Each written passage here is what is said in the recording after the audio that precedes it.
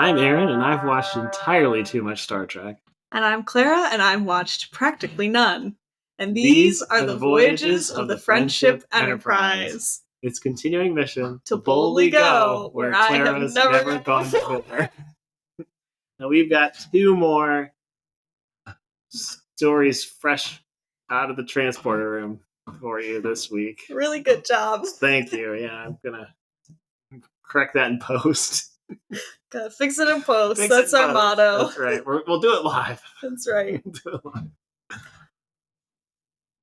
Yeah, so this week we watched Where No Man Has Gone Before and The Naked Time. Two classics, actually. But before we talk about the episode, I have a bit of family lore to share. This is our new segment. It's called Richter Family Lore. It's called Richter Family Lore, and it will be in every single episode, I'm sure. We're going to call your mom every episode. She's going to be a guest on the pod. Over the holiday, I visited with my family, and I mentioned this podcast, and I found out that my mom watched Star Trek when she was a young girl. She would have been 8 years old when it first came out, and she didn't watch it religiously. She was only 8, so it was on a little bit later in the evening, she said. So typically it was after she went to bed, but her dad watched it. So if she got out of bed and came downstairs, or for some reason she was staying up late, she could watch Star Trek with my grandpa. But she mentioned that they had a black and white television. So we're watching Star Trek in color. It was obviously shot in color. But we talked about the color kind of scheme of the show on the last episode, and it got me thinking if part of that was because it was in black and white, so like those kind of very bold colors would have translated better onto a black and white screen than a lot of, muted or like, all dark. So there's a dog chewing a bone in here. It's a real professional. Yeah, we're running a real professional outfit here. Oh, anyway, knock knock. Dog's there. Right, but if you had a lot of dark colors or a lot of light colors, that you need those like very strong contrasts for black and white. Otherwise it'll just look muddy. Right. Or it'll look the same. So I have a thought that might be part of the reason why you have so much, of that kind of bold primary colors, but also just like white, right? The walls of the starship. Yeah. Like when they're walking out, pretty much white with, again, like little splotches of color on them. But yeah, she said she loves Star Trek. She had a big crush on William Shatner as a little girl. She and her sister, one of her sisters, also watched Lost in Space, which they liked. Yeah. Even though sometimes it was a little scary. My dad heard mention of Lost in Space and scoffed. So he feels the same way you do, Aaron. My dad did not watch Star Trek. He said he didn't watch much TV as a kid, which is unsurprising. I don't know that like kids in the 60s were sitting down and like watching as much television as probably not. There are like kids 3 channels now are, but he said sometimes he would watch like Disney on Friday nights. He'd like Davy Crockett and stuff like that.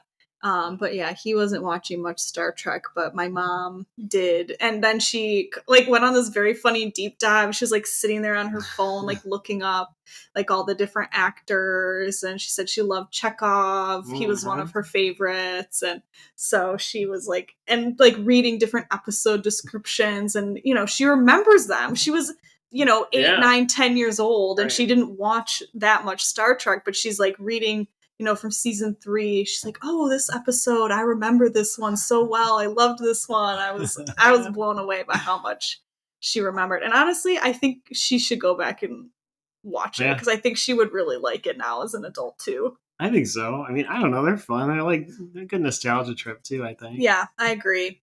But so yeah, I guess it's in my blood. I'm just now realizing it. So yeah, that's the Richter family relationship with Star Trek. I guess the Spielberger family relationship with Star Trek. The Richters weren't. Oh, that's right. Watching. Yes, this is okay. Yes, this is. We'll just say it's Clara family lore. That's right. For simplicity's sake, and we'll have to ask Joe to make special music for that segment. Yeah. Something. Yeah. Oh no, something groovy. Yeah, it's gotta be groovy because one of the things I have to talk about. One of my little notes. I fucking love this intro music. We could just talk about the whole intro sequence. So it slaps. Great. Right? Yeah. I love it. Okay. It's so groovy. Mm-hmm. Groovy is the best word. I think when we get to the Naked Time, we should just talk about sound in general. And you probably can guess why, but yeah. I can. You probably can. Yeah, I can. Yeah. Because I was talking about this earlier, but I love the intro. The whole sequence is very funny. Like William Shatner and Leonard Nimoy, and that's it. Yeah, I know. Did you know the intro sequence was it was originally conceived of with lyrics? Oh, is this supposed to be a song? I learned this recently. Oh, no, I did not know that. From another TV show that, they, I guess, Gene Roddenberry, originally, wrote lyrics to go with the intro music. It's incredible. But even without lyrics, the intro music just makes me want to be, by a pool in Hollywood in the 60s. Just sipping a martini in a cool ass 60s get up, and it doesn't make me think of a space, but I still really love it, and I don't know that I care that it doesn't make me think of space. Yeah, it's a intro that is it's not that concerned with setting the tone or the scope or anything of the show, because we think of intros to TV shows now. They are so elaborate. Needless. Right? You think of Game of Thrones kind of kicked off, I think, this whole sort of the introduction is its own art piece within the show. And TV show intros before that were sitcoms, they were 2 seconds long, right? They got it was just footage from the first season that they then used no matter how long the show right was or whatever. And or in the 90s, right, there's always the joke about 90s TV intros. I think of West Wing, where you get the images of all the different characters as their names scroll across the screen. That's not happening here. It's not you're not seeing anyone from the show, you're just seeing the ship zoom across, and then it's maybe. Yep, it zooms around a planet, and then it's featuring William Shatner with Leonard Nimoy, and then that's it. Yeah, I think DeForest Kelley gets credits later. I think it expands more. Well, at this point, yeah, because especially I didn't pay attention that closely, but that would definitely make sense for Where No Man Has Gone Before, where the cast is it's there, but it's not there. McCoy's not in it at all. So yeah, they're still figuring it out. Yeah, so I love the intro. It's great. It's really good. I love the music. Wow, what a treat to have it sung to me live. Transported. I'm transported. Yeah, see? It does set the mood. But not in a way. I'm not transported to space. Just to the groovy 90s. Just to the groovy 60s, baby. Yeah. It is a very mid-century show. I love it. That's right. So that's something. That's something that you appreciate so far. So far. So we'll see in 3 seasons. I'll hate it. I'll skip intro every time. Just kidding. It's so short. Exactly. Yeah, Aaron, tell us a little bit about the episode. All right. This was the original pilot, but not the first pilot. Yep. If you remember, we had the Christopher Pike pilot. Yep. This was supposed to be the first episode, but it actually ends up airing as the third. First aired on 22nd September 1966. Do we want to know what else is going on in the world? Yeah. Okay. I do. We're going to visit the New York Times. All right. So we've got, let's see. We have some stuff about school. I'm assuming Like desegregation, busing. All the headline is violence marks return of white principal to IS 201. Oh. Yeah. So 5 picket sees in Harlem clash over new school. So like apparently it's a new school that's opening in Harlem. Crowd breaks police lines in effort to bar entry to white principal. Wow. But it sounds like they're probably upset that there's going to be a white principal at this school that serves predominantly black students. Fair enough. Which seems fair to me. Fair to me. Yeah, so further down the article, they are demanding this principal be replaced to have a proper image for the largely black student body. Yeah, that seems good. That seems so like that's a fair demand. Yeah, so that's the headline here. So that's local New York news going on. The interest rate was apparently a thing. Oh, well, welcome to 2024. Right. 5. Jesus, what year is it? Some nonsense about the GOP gaining in the House, which actually was a big deal back then. We still got new dealers hanging out in the House and Senate. So yeah, there's like a lot of like inside baseball stuff on this front page, honestly. And there's like some typical Cold War stuff, some more Vietnam stuff. 2 MiGs were shot down in the north, which is front page news for some reason. Apparently the war was not going well then either. Incredible. And Philippines, Ferdinand Marcos. So like, typical mid-60s tomfoolery. Great. Cold War tomfoolery. Great. But in the world of Star Trek, we're dealing with honestly a god complex. A god complex. Perhaps a more dire situation. Yeah, so than I don't know, at least interest rates. I mean, yes, definitely more so than interest rates. Yeah. Or a survey about the GOP gaining in the House. I would say more dire at least than those 2 things. For sure. And maybe the Ferdinand Marcos thing, honestly. Anyway, brief summary. While exploring the energy barrier at the galaxy's edge that crippled an earlier ship, Kirk's longtime friend and crewmate, Gary Mitchell, begins mutating into a godlike entity disdainful of the mortals around him. Yes.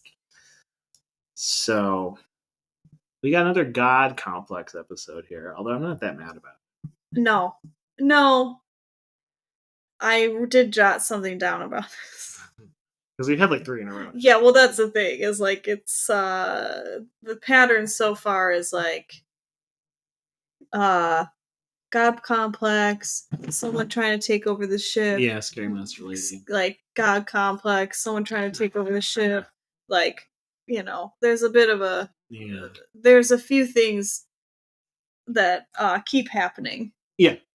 Yeah, I will say it does change a little bit. Well, that was my question. Yeah. I don't want to make I can't really make like a broad stroke no, it's okay. Like assumption about the show yet, because I've only seen 4 episodes. Yeah, true. I mean, they're all a little bit different, I guess. Yeah, of course. The approach is a little bit different, but yeah, it is like, it's like I've seen this tree before. Yep. This tree looks familiar to me. But I will say, we've talked a bit about in the past, like supporting cast. I feel like we got another pretty solid supporting cast here. I would agree. Including Hot Lips from MASH. Yep. The movie. Yeah, right? Movie, not the TV show. I say, because Aaron said that to me, and I was like, that's not the same actress. Yeah. I was interested in 2 things about this episode that seemed very 60s to me. Okay. Which is the obsession with ESP. Oh my gosh, I wrote this down, so thank you. Yeah. And also like the fact that she's a psychiatrist or psychologist? Psychiatrist. That also seemed very 60s to me. Both like the suspicion of her as like in her professional capacity, and also the fact that like she's a woman and that's the professional capacity she's given. Mm-hmm. They both seem very 60s to me. Okay.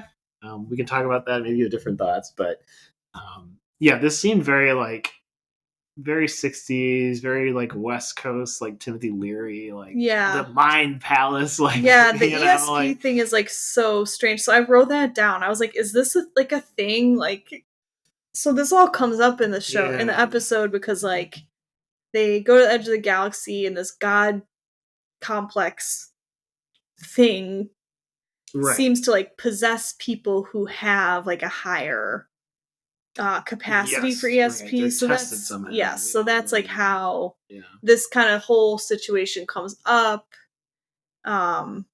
Right. So there's this ship that goes missing, and they find like the space equivalent of the black box is beamed on board, and they're pursuing this to unravel the mystery of what happened to the ship. Because like they say that the captain issued a self-destruct, but it's not clear why. Yes. And like, why would the captain decide to do this? And before he did it, he was like scrambling to find people with like high ESP. Yes, right.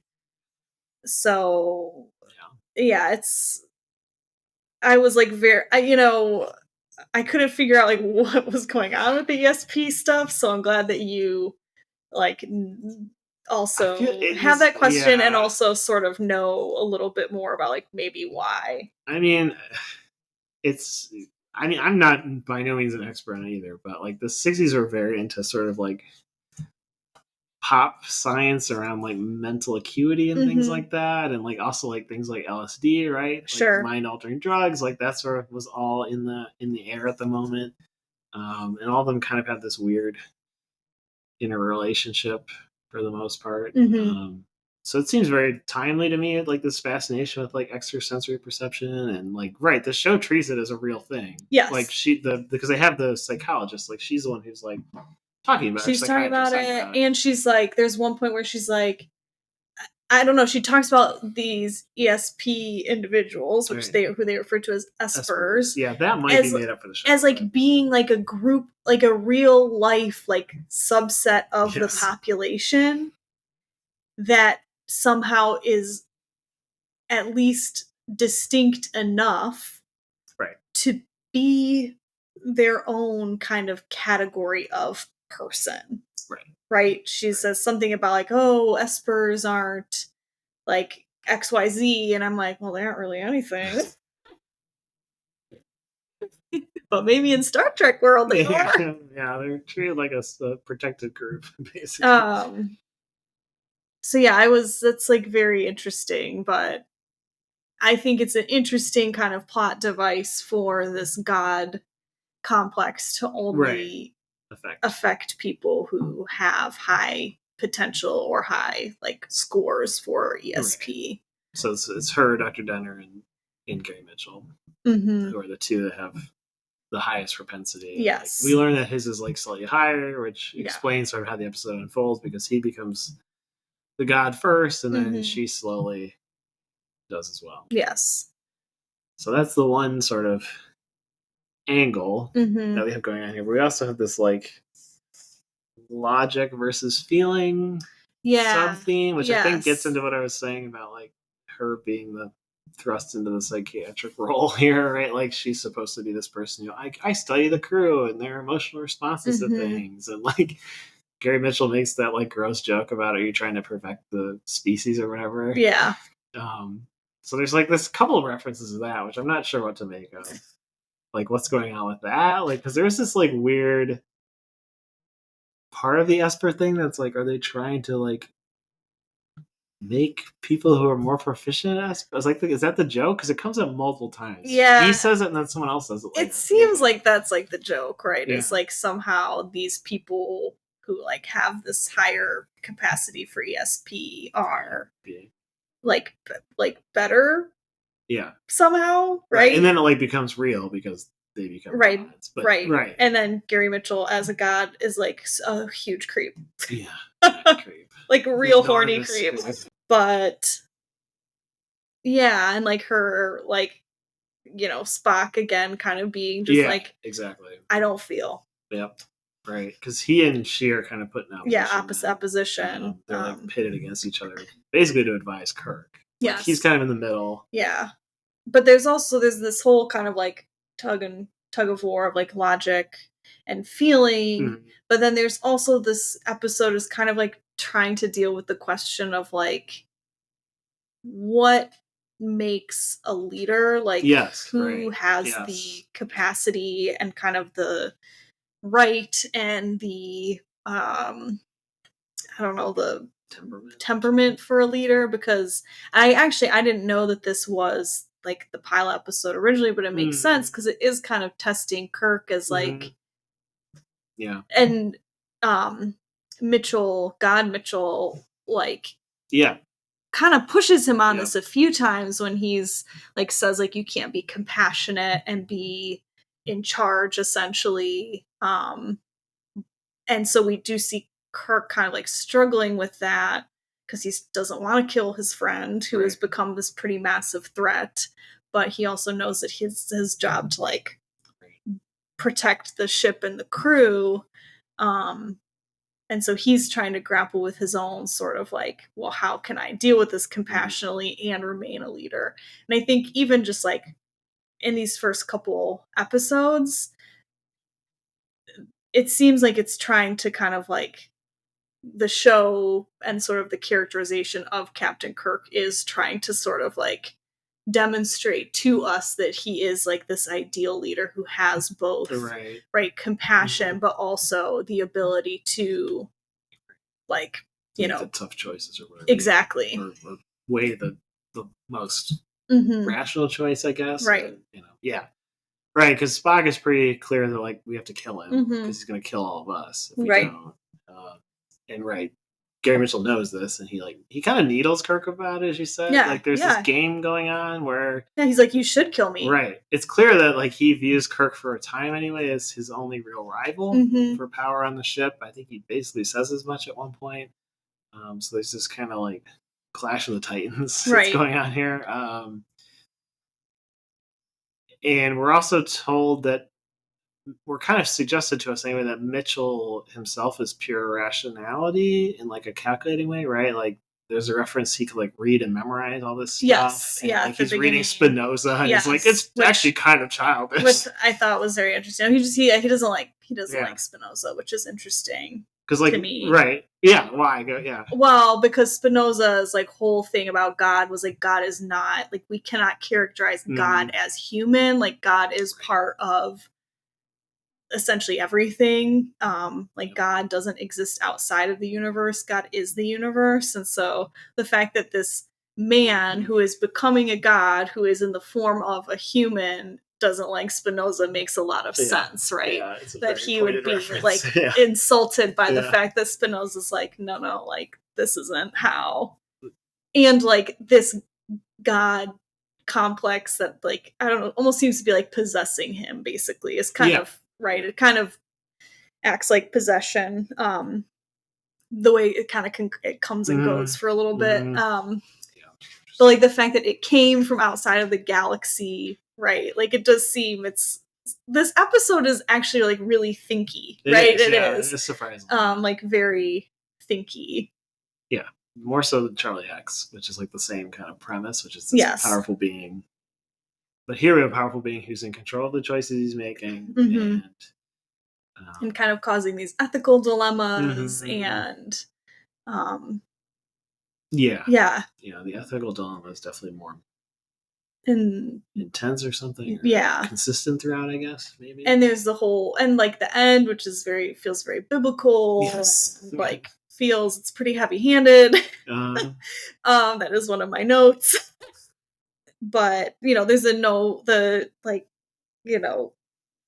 reference to absolute power corrupting absolutely, right? That's all these kind of like, I would say, more like thoughtful kind of exploration of power and leadership, which if this were the first episode, like that would have hit you very hard. I think it's a bold choice for the first episode, and I think that's why they moved it, because I think the studio thought it was like maybe too thinky for a starting episode, which makes sense because I think the man trap is more simple, like not in a denigrating way, but I think it's just a simpler plot to follow, right? Like it's a monster of the week story, whereas this is definitely like you have to know your Spinoza.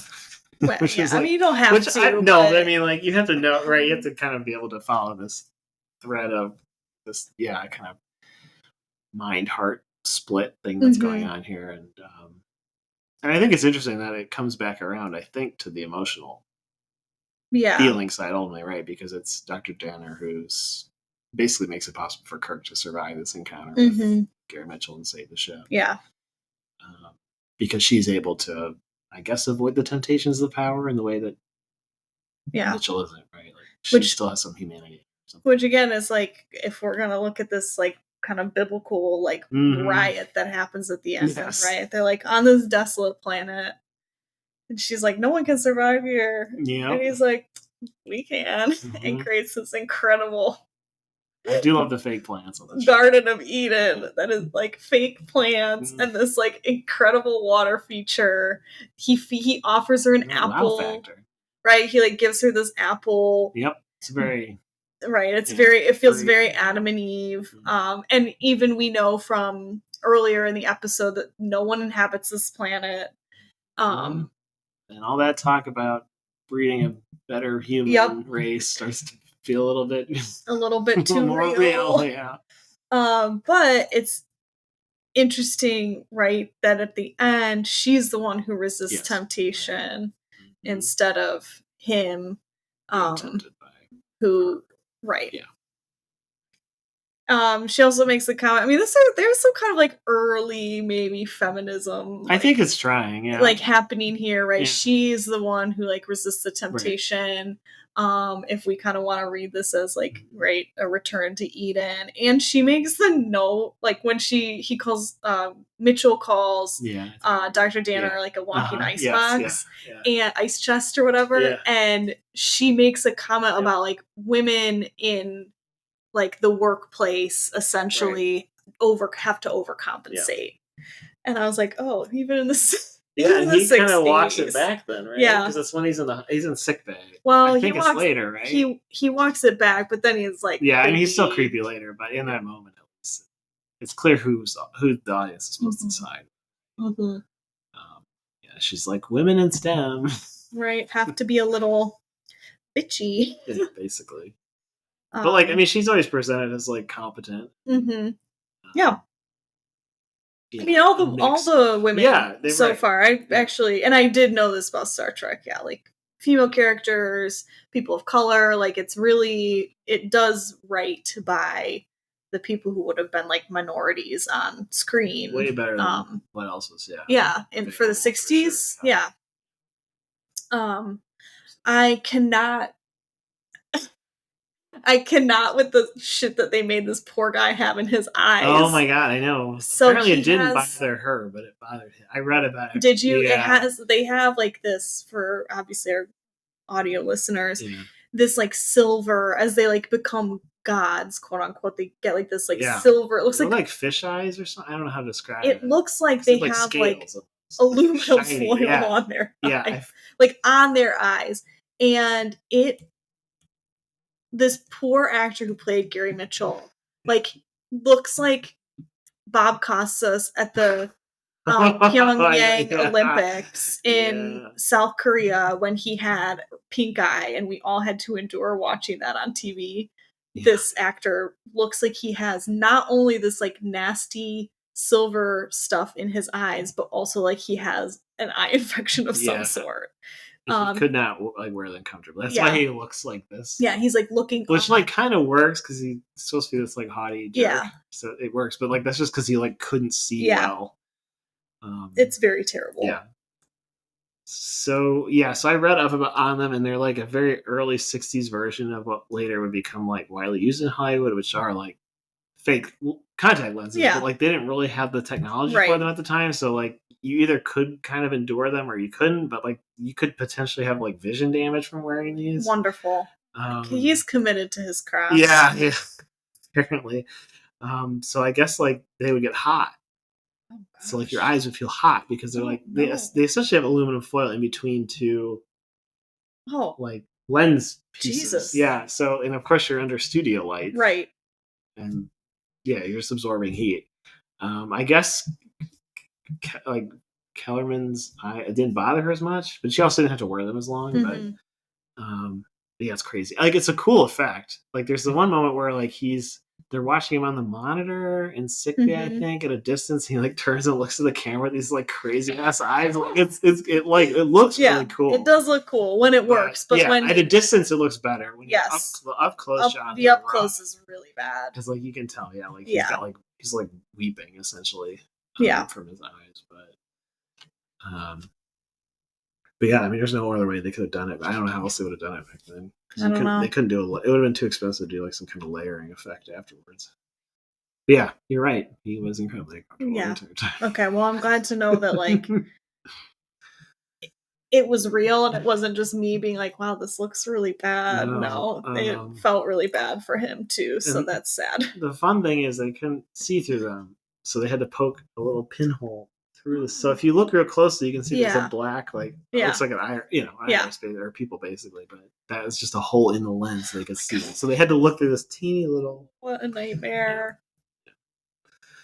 Well, they did a great job. Yeah, with what they were given. Yes. And I love how his hair becomes gray. Yeah, I noticed that too. Yeah. Like, God, his hair. I don't know. I just think I think they're just trying to signify he's kind of fully made a transformation to. Because hers doesn't change. Right? No. This sort of God state with no compassion. None whatsoever. But yeah, this episode definitely feels to me like, obviously it's very thinky, but I think overall the sense is like that I get is it's legitimizing Kirk's captaincy. We learn a little bit about his history, and we obviously get to see him kind of in this power struggle with this God being who is trying to wants to take control of the ship before they get him off the ship. And we're seeing how, he's kind of, like we said, the command with no compassion. Right. Versus Kirk, who has compassion when he needs to. But we're also seeing like the role of Spock in all of this, right? Because he plays a very important role. Kind of, in conjunction with Kirk. They're playing chess at the beginning. Yes, it's a good detail. The chess game at the beginning, and Kirk of course has his comment about like, oh, that's a human emotion. Yeah. So from the right off the bat, right, you think if this were the first episode, it's setting up sort of this continued reminder that Kirk doesn't experience or Spock doesn't experience emotions like we do. And Kirk makes this move that Spock's not expecting. Yes. Right, because he's thinking very logically. So that right away, as you're saying, like it sets up this distinction in terms of their style. Yeah, I think it's a great episode. Do you want to hear about the things from this episode I'm obsessed with? So this is our other section, which is Clara's obsessions. Yep. So every episode, I have had things where I've been watching and I'm just like, I'm obsessed with this. I love it. Okay. So this episode, my obsessions were the color green that's in the medical bay. It's kind of this like, not quite olivey, but not quite Kelly green. It's like this, it's just this great, like pistachio, kind of pistachio, like a dark pistachio green. Yeah. It's fantastic. It's very 60s, Spock's voice. I'm obsessed with Leonard Nimoy's voice, kind of generally. His voice is so incredible, but when he's like reading off the like distress signals or like the black box, it just is music to my little ears. Dr. Danner's perfect pink lipstick. Yes, can we talk about... She has the most incredible pink lipstick in this throughout the whole episode. It never looks bad. Nope. It looks so natural and beautiful. No wonder she's hot lips. She's fine as hell. Great mouth. She has this it's beautiful. I'm obsessed. I want to know what color. I want to know what lipstick they use because it's so good. It's so good. It's so good. And then I think I said this already, but I am obsessed with this fake plant Garden of Eden situation. It's so terrible and so wonderful. So now save a low budget. I really like it a lot. Now they just CGI. So that whole thing. The whole plant would be like lush. Yep. But here they're like, well, how many fake plants can we? Yeah, like carted from the offices above the the studios. So like, everybody, we need to grab your fake ficuses out of your conference rooms. Yeah. So those are my obsessions this episode. I think they're all really good. My only obsession is that they leave the galaxy. Which talk about this with the Naked Time, but like two big things happen in these episodes. They leave the galaxy, and another big thing happens at the end of the Naked Time, which we'll talk about. Yeah. And it's like so fucking casual. I know. Yeah. The whole like way that stellar geography works will change drastically over the course of the series, for sure. I am sure. Because like the idea that they're leaving the galaxy is insane. I just want to be clear about that. Okay. Like the distance required to do that is crazy. Like in travel. Like in real life? Yeah, and like this is supposed to be like operating recognizably in our universe. Yeah. And like later on in the shows, like leaving the galaxy is a big fucking big deal. And here it's like nothing. Like we're about to leave the galaxy. Okay, I was gonna say that was my obsession. Okay, so you're explaining, and I'm like, yeah, Aaron. Obviously, leaving the galaxy is like difficult, but I don't know if it's difficult in Star Trek. It's like it becomes like no spoilers, but like when it happens in the later series, it's like a catastrophe because it takes forever to get back. Sure. So that was my thing. I was like, they have not sorted out how any of this. Yeah, how like the geography of the universe works, which is fine. Like this is literally the first episode. Yeah, great. I love it. It's a very funny detail to me. That and the uniforms are very different in this episode. If you noticed. I didn't. Yeah, they don't have any red because it's like true. Gold, blue, and then like a taupe almost. Yes, beigey sort of, yeah. And they're like a slightly different material. They're like more like velvet almost. And they have like a turtleneck collar instead of which in the next episode there's a normal one. Yeah. Yeah, you are right. Like these weird, so like there's like props left over from the first pilot, so it's kind of interesting because like the gun Spock has is from the original. Yeah. Like the Christopher Pike pilot, so it's clear they're recycling stuff for the second pilot, which makes sense. They probably didn't get much more money to make a second one. No. It's just very funny how different everything looks, and like how Sulu's kind of this background character, and Scotty's there, but he's not really named. He's just a transporter guy. Yeah, Uhura's not there. No, she's not there at all, and McCoy's not there at all. We have this other doctor, Dr. Piper, I think. Yeah, the old man. Yeah, this old guy. Which also, and then we can move on. Yeah, but another thing that I thought was so funny is like they're like, oh, we're leaving the galaxy, everybody like come up to the bridge, it's this big thing, and like they're all very nervous. They know there could be some like turbulence, whatever, and they're just standing there. They're slumped in a group. Just nobody, sharp objects like nobody take a seat. Don't hold on to anything, just stand in clumped in a group for now. Yeah, because it's like Dr. Piper, Sulu, Scotty, maybe, or somebody else. Yes, because I don't know. There's like four of them. Yeah, all clumped together. Yeah, they're clumping. The clumping. But anyway. Yeah. You want to talk about the Naked Time? Yeah, I do want to talk about the Naked Time. Which, you were correct. Aaron warned me the Naked Time was like not as sexy as it sounds, and because even the episode description sounds really sexy, but it was not that sexy. Like sexy. I'm just kidding. Yeah, I don't know if sexy is the right word. It certainly wasn't sexy enough to live up to the episode title, The Naked Time. Well, I mean, naked has a different meaning. I know. But still. And there's gotta be a Star Trek porno parody that's 100%. It's just like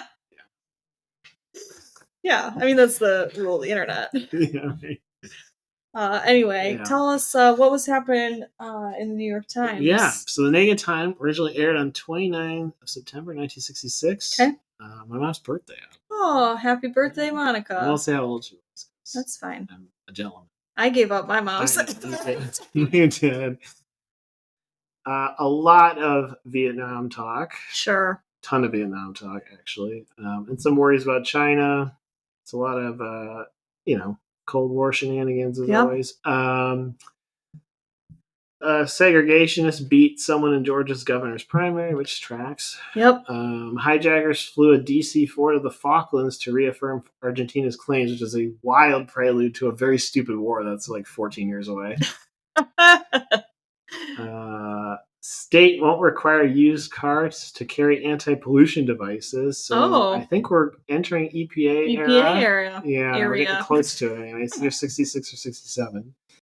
So a lot of more of what we've seen. Yeah. But, feels also busier than the week before somehow. Yeah, there's some space news. U.S. offers NATO radio satellites to bypass France. So apparently something was going on there. Worried about France getting to space before us. The moon. Omelette du fromage. We're on the moon. I'm going to make an omelette on the moon. Yeah. So. Right. Yeah. But in the world of Star Trek, more importantly, the Naked Time. So this is production order, I think, number 6, but it airs 4th.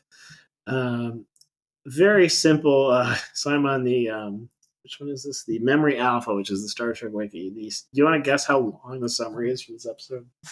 A sentence. Correct, a single sentence. Great. The Enterprise crew catch a virus that removes their inhibitions. That's it. I mean, yeah, I don't know how else you. It strips them naked. Exactly. So it's not a fun, sexy naked. No. It's actually kind of an annoying naked at times, and especially that one Irish guy. Oh my gosh, that fucking Irish guy just sings songs. It's just the one song. It feels mildly offensive to Irish people, if I'm perfectly honest. It probably is. What, the Irish guy who gets a virus that makes him act like he's drunk and he just like sings about his sweet Catherine or whatever? I mean, they all kind of act like they're drunk. Yeah, they do, yeah. I think that's the virus. Point. Yeah. Yeah, the Enterprise arrives on the planet Psi 2000. Great. Which used to be much like Earth, but it's disintegrating. It's dying. So Spock and this like random crewman who we never see ever again in the series for obvious reasons. Joe, his last name is Tormolin. Great, good. And they go down and Tormolin fucks everything up because the guy itches his nose. Yep. Typical ploy. I don't know. I love this first set with the like frozen space station. Yeah, is it the same set from the oh my gosh, the Man Trap? Which same set? The inside of the space the cave or where the cave thing. It looks vaguely similar, but I couldn't quite tell. It might be. I'd have to go back and look. I mean, I wouldn't be surprised if there were. Yeah, I'm sure they reuse stuff. Yeah, it could be. I don't know. All I know is it's like if someone sprayed popcorn ceiling all over a room. But I kind of love it all the same. I mean, it probably is. They sprayed popcorn ceiling all over the room to have the ice effect. Ceiling popcorn, whatever. Yeah, whatever. I don't know what they call it, but popcorn ceiling. Yeah. But yeah, it does look a bit like it does. Yeah. But yeah, so Joey Tormolin, whatever. Yeah, he scratches his nose, and like the stuff that like looks kind of like blood, like literally jumps onto him. Yeah, it's wild. Like it's a crazy because like his hand is on the side of this console. Yeah, and this like blood jumps, leaps onto his hand. And then he like sniffs his hand. Am I insane? He like sticks his hand up in his mask and he like looks at it real close. He like itches it again or something like that. Or he like I mean, there's a lot of hand stuff in this. Yeah. Yes, because that's how it's there's a lot of hand stuff in the Naked Time. Sorry. No, you're not wrong. But yeah, because that's how it like we find out it travels by perspiration. Yeah, body fluids. But it's mostly touching. Yeah. So it's not like if you're coughing and sneezing, it's just like you touch each other. Because I noted that this is another sweaty episode. It is very sweaty. And I noted that before they were like, oh, it travels by sweat. Yeah. So like there's a reason that it's so sweaty, but I didn't know that when I made my little note. But yeah, they're all really sweaty. Yeah, everybody's sweating up a storm. Are they naturally sweating? Like I was wondering, like, are they spraying them down, or do you think they're sweating? I think they're probably something on them to make them look to glisten that much. Yeah, because like some of them are like Joe is extremely sweaty. Yeah, in cafeteria. Sulu when he's like, yeah, oh my god, Sulu's like oiled up. That's not even sweat. Yeah. He's just like covered in like baby oil for that sequence. And anyway, we're jumping around. Yeah. Maybe too much. Benson. We've got a crying dog in the room here, folks. Yeah. He wants to be on the show. But we are jumping around a little bit, but do you have anything about this episode you want to talk about?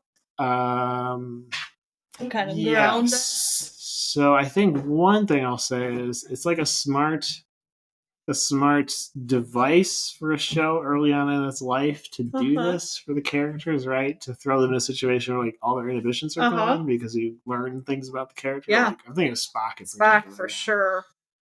Sulu maybe less clearly.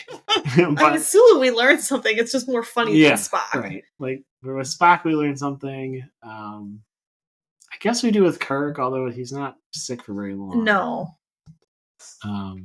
But like I think it's like as a device, it's interesting early on in the show to do this.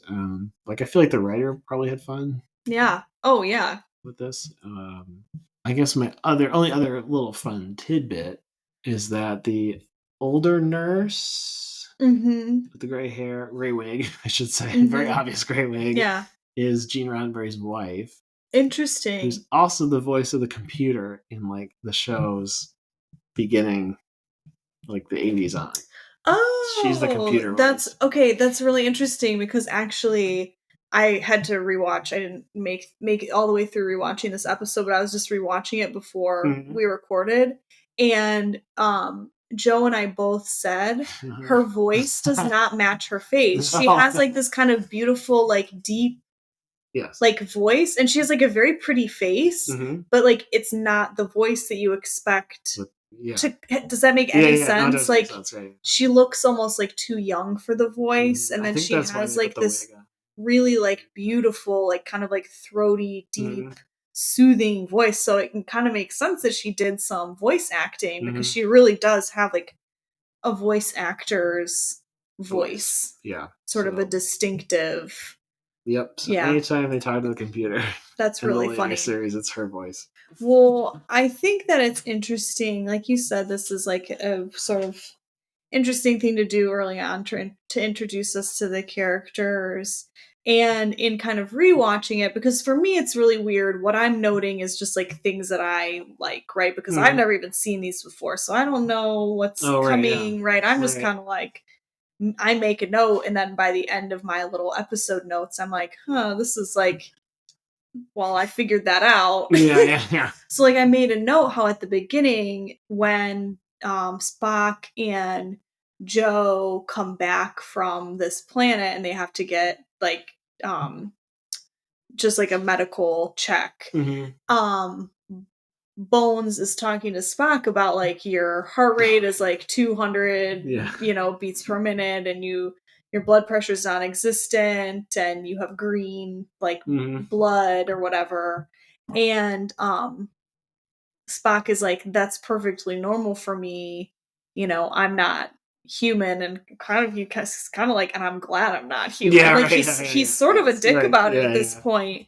But then by the end of the episode, he has like this breakdown where he's like talking about how his mother was human, and so you kind of knew he was half human, but like he obviously seems to like really repress the human side of him. Yeah. Almost to the point where he'll say like, oh, I don't have emotions, but like he does, obviously, because he's like openly weeping. Yes. At the end of this episode, I did write down, "Don't cry, Spock, your makeup will run." But like, right, like he obviously, especially watching the episode before, where he's like, I don't feel, and then in this episode, it's clear that he does feel. He just doesn't ever like tap into that part of him, right? Because if he didn't feel at all, his reaction to this like essentially like drunk virus would not be to have this like full-blown emotional breakdown. Right. Yeah, so he's basically suppressing it, right? Yeah, that's a recurring theme with his character, which like but then it comes into question, like everyone is suppressing these parts of themselves, so is Spock just better than everyone else at they'll get into that, like the Vulcan, how the Vulcans, right? Yeah, because obviously Sulu's not like running around. His thing is like he's a swashbuckler. Yeah, right. Which is weird. I guess funny. Like, is he supposed to be like? Is it because he's normally buttoned up or something? I don't know. We don't know enough about him yet. Yeah, to, I don't make it really surprising. Know. I guess. Yeah, it just seems super weird. And like. Yeah, and like the other guy's just like nervous, like that's his thing. The one guy. He's kind of angry. Well, I'm thinking of the other guy who's like on the helm with Sulu. They both remember like Sulu's like, let's go leave, and he runs off to the elevator. The other guy's like, I don't think we should do that. Like his whole thing is he's like, no, that's the jittery. But then that's the guy who starts singing. That's the Irish guy. Oh, that's the same guy. That's insane. Why does he start singing later? I thought he's just like nervous. No. Okay. And Joe's thing is interesting too because he's like, "Why are we out here? We're just destroying everything." And actually, he has some valid points. I know. Like you think about it now, you think about like these, ultra billionaires like trying to get to space so that they can burn another planet, right? Like, he kind of. I also jotted down like he's kind of making some valid points about space exploration and kind of the ethics of space travel. And then he dies. So yeah, it's like a bummer they put that one on him instead of like a permanent character. Yeah, it would have been more interesting coming from somebody else. I agree. But yeah, so he makes this point, expressing doubts essentially about their entire mission, and purpose, and then like stabs himself. Yes, and then dies, even though I guess he gave up living. Yeah, Bones is just like, he gave up living. Yeah, just like. And that's kind of it. Like, if I was a doctor, that would be my line, too, I guess. If someone died on the table, I'd be like, man, just gave up. Gave up, man. So that's literally all they say. Like, I don't think they ever go beyond that. No. Explaining. So it's just like he was so depressed, I guess, about his doubts that he killed himself. And then we had this guy running around, like, daubing random messages on things. Mm-hmm. Red paint. It's like, love mankind. I forget what the other. I haven't watched the second half of this episode. I can't remember. There's a couple of them, but I don't know. When was the Manson thing? Because it almost looks like the Helter Skelter. I think that was later though. 69, yeah, so it's after that. But like he's running around daubing these random messages on the walls and like laughing insanely. Like Spock runs. I think Spock runs into him. And he just kind of like avoids him. Yeah, I don't want to deal with this guy. So there's always like weird. Some of them are just like off the wall, like people being nuts, and then like with some of the permanent casts, it's a little more interesting. I think Spock's is the best of them. In terms of like for character, I agree. Purposes, he's the best of them. But like the Sulu sequence is infamous now. Yeah, with the shirtless fencing. Yep.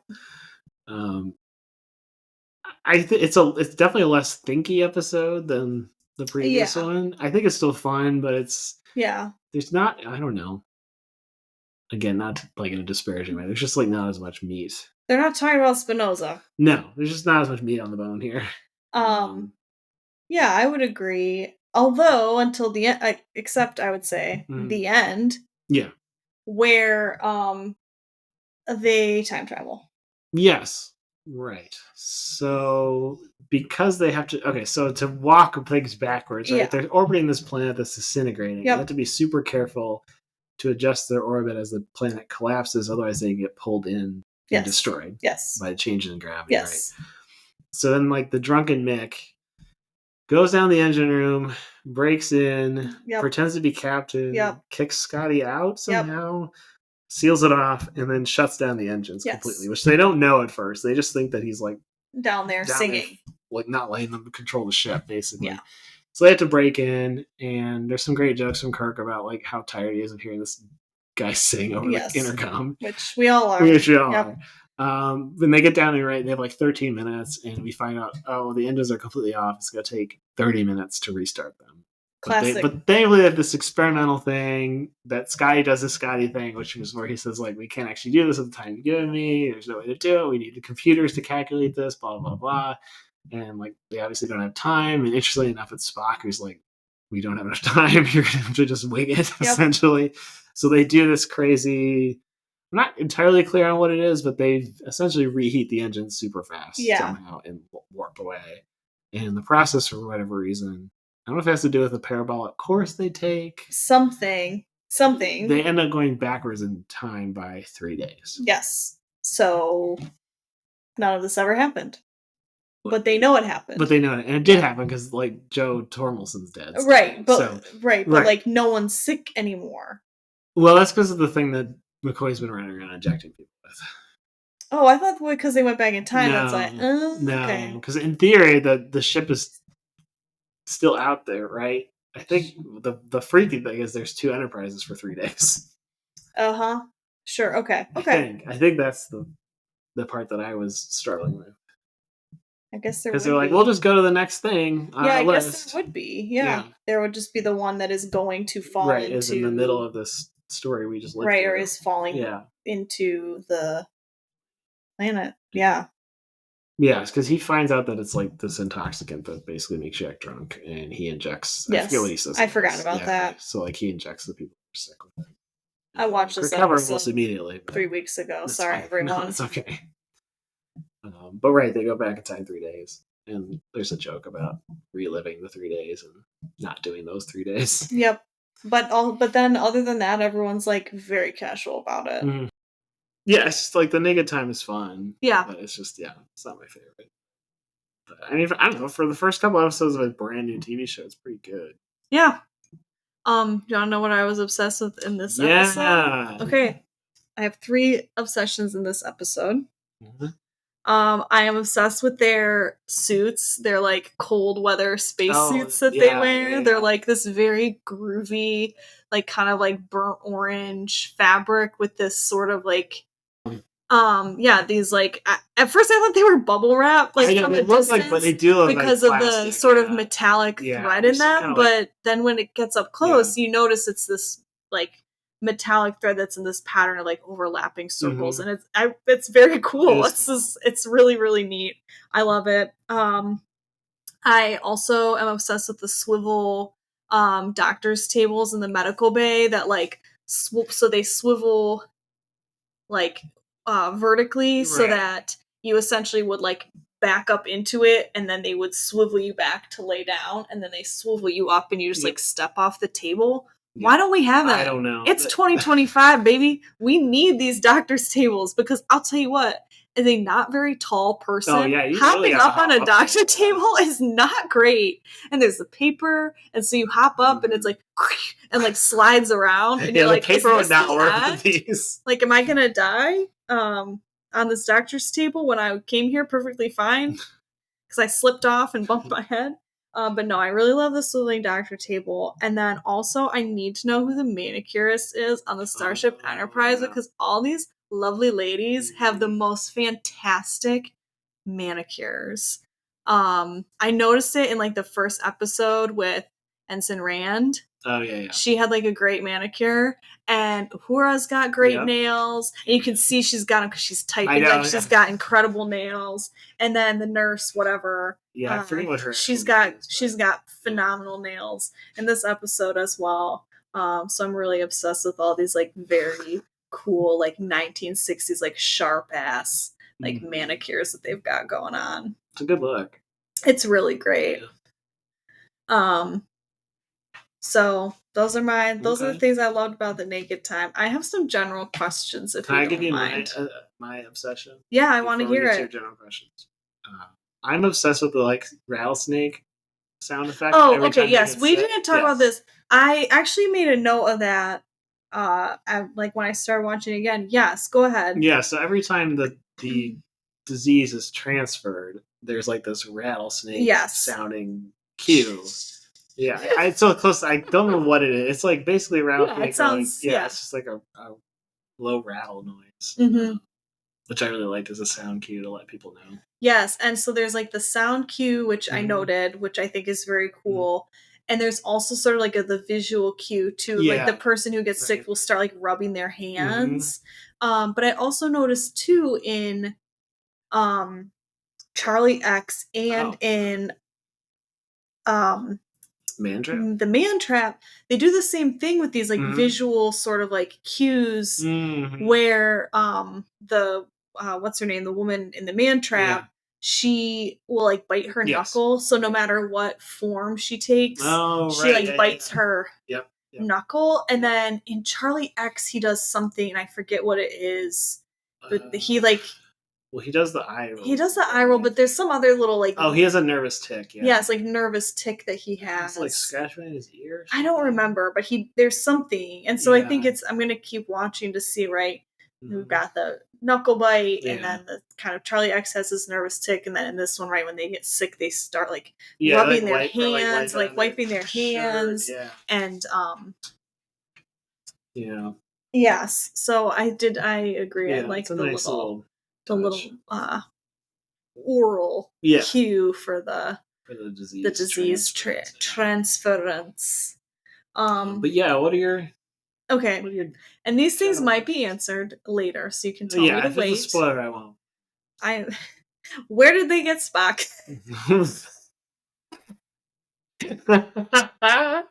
That is answered, I guess, but a long ways. Is he the only alien on the ship? I think currently, yes. That might change.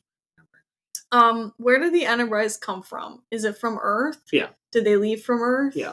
It says that they're on a 5-year mission. Correct. Are they currently within the bounds of their 5-year mission, or have they gone beyond the bounds of their 5-year mission? No, this is supposed to be the first year. Okay. How did it get all of its crew? A lot of them seem to just hang. The ship is obviously massive. What are their jobs? Okay. That's a lot of questions. Okay, how did it get... well, the crew, all came from Earth? So, yeah, or... Do they pick people up? They can pick up crew at, like, star bases and things. Okay. Sometimes they do. But, like, they don't always indicate that. Like, right, like, McCoy just appears in this episode. Right. So is this like a work? I guess the more overarching question of this is like, how much of a work environment is this, and how much of it is just like people living in space? It's a mix of both. So it's this sort of like, this isn't really a spoiler. I guess it's like better explained probably later on, but so there's this kind of, I guess, like utopian vision aspect to the show, which you probably glommed onto. So the idea, right, is that like people do these jobs because they fulfill a passion that they have, rather than like there's no money, like they're not being employed. There's occasionally money when they go to like alien planets that have money or something, but like it's very explicitly stated later on that like the Federation, like they don't have money, they don't have currency, and like people choose the work they choose because they like it and they're suited for it. So I think it's a mix. Like, yeah, these are career, like, again, this is explained too later, but like, you know, these people are career officers, like there's a Starfleet Academy for the officers, which gets mentioned, I think, in No Man Has Gone Before, right? Because like Kirk is this very studious student, I guess, compared he's to an Gary instructor. Mitchell. Yeah, he's an instructor. That's weird to me, but we can come back to that. Yeah, whatever. But so like there is this sort of quasi-military hierarchy, but it's much looser, and they try to de-emphasize the military angle, like weapons, like you see them, but they're not super. And this is even more so true in the Next Generation. Like they just try to tamp down the military angle for this. Right, it's not like a space fighting show. No, it's exactly. Show. Yeah, like primarily they're explorers and scientists. Mm-hmm. And diplomats, I guess, too. Right. So, but then again, like there's also like a Wild West angle too. Mm-hmm. So it's like it's always blurry, but yeah, does that answer all those questions? I have one more. Okay, no, it's fine. I just want to make sure I hit those ones. Are we at all surprised that this show is super horny? No. Like it's a bunch of like people living on a spaceship together for 5 years. Do we really think there were no babies born on Starship Enterprise? I think they had a very effective birth control. I would assume in 1313 or whatever year it's supposed to be. He says at some point stardate 13. Oh yeah, the stardates of the years are two totally what the heck that means. Yeah. But anyway, yeah, like who's surprised? It's basically college. Yeah. You know. 2266 is the year. Okay, great. But yeah, no, I mean they're all horned up. Yeah. All the women are in those tiny little skirts. Tiny little skirts. All the men in their short little pants. Short little pants, tight little shirt. I did notice in The Naked Time that Sulu has his pants tucked into his boots, which I think is like a nod to his later swashbuckling. Yes. Escapade. Yeah, although I think maybe they all start to do that at some point. Oh, that's really disappointing. I could be wrong. I think they do end up. I love those short pants. I love Spock's line where he says, "Take D'Artagnan to the sick." Yes, I love that. So good. But yeah, so none of those questions are spoilery. Okay. Oh, I do love where did they get Spock? I'm sorry. No, it's the phrasing. Did they pick him up? So the Vulcans. Was he on Earth? No, so he grew up on Vulcan, but he went to Starfleet Academy, which is on Earth. Why? That would be a spoiler to explain his whole backstory, but fine. Well, it'll spoil like some drama in later episodes. Okay. About like because he and his mom he and his dad become a thing. Okay. In the movies and also in the Next Generation, actually. Okay. But Vulcan, they actually have space flight for far longer than Earth, so they make first contact with Earth. And that's how we get Spock. That's Spock. The very big. No. I mean, like Moses in the basket. Yeah, Spock's in a little basket. Superman from Krypton. Yes. So Earth is the center of the United Federation of Planets, which is this like United Nations-esque alliance of planets, and Vulcan is one of the member planets. So when you ask, like, are there more aliens on the ship? You'll see as the shows evolve that more and more aliens do show up just because, like, the Federation is huge and full of all these species and things. So initially there's less of it, probably because it's expensive to do the prosthetics and things. I imagine they did spend a lot of money on Spock's makeup. But in Next Generation in particular, they lean more into. Yeah, I know. There's the guy with the head. Yeah, and there's just like more background characters that are aliens in that show, like just people you see on the show wandering around. Yeah. Whereas I think in the original series, if I'm remembering right, that's like less common. Well, I can't wait to discuss the next episode when we do meet our first real alien, seeming alien, and it's the cutest thing I've ever seen. Which episode is that? The Enemy Within. But that's for next time. That's a good one, though. It is a good one. What am I rating these episodes out of? 1 out of 10 tribbles. Yeah. I think that Where No Man Has Gone Before, I would rate maybe like 8.5 out of 10, but only after a second watch, because first watch I was like trying to just understand the plot, and after watching a second time I was able to kind of pick up on some of the finer details, like the mention of Spinoza and things like that. So 8.5 out of 10, but the first time I watched it I was like, I know what's going on, but I'm just trying to get what's going on. Yeah. The Naked Time, maybe like a 6 out of 10. Tribbles, it's not terrible. Leonard Nimoy's crying isn't fully convincing to me, and that should be like a big kind of interesting emotional moment, but because he's a very good actor, but not every good actor is a good crier on cue, and that's kind of what's happening here. It does sort of ruin it for me, and it's just like sort of an annoying episode. I mean, there's a guy singing constantly, Sulu's running around shirtless with a épée, like, it's not terrible. It's sort of funny, but it could be better. Yeah. All right. I will give Where No Man Has Gone Before 8 tribbles. Okay. Out of 10. I also really liked it a lot. Not my favorite, but it's up there. It's pretty good. I think it's smart, as we said. The Naked Time, it's like a middle of the pack episode for me. I'd probably give it 5. Okay. Like a straight 5. More generous than me, less generous than me. Maybe I've seen more, so yeah, I don't have anything. I don't have anything to rate these against. I mean, a 5's not bad. It's just like it. In other words, if it's on, I'll watch it, but it's not one that I'm gonna like seek out to rewatch. Whereas, like, Where No Man Has Gone Before, like, I would watch that again. It's a fun time. So that's kind of my take on it. But yeah, you're 4 episodes in. I've watched 5. Well, yeah, but you're not. I'm not allowed to discuss it yet. Yeah. I'm 5 episodes in, still loving it. Good. Next episode of this podcast, we will be discussing The Enemy Within and Mud's Women. Oh, you're in for a treat with them.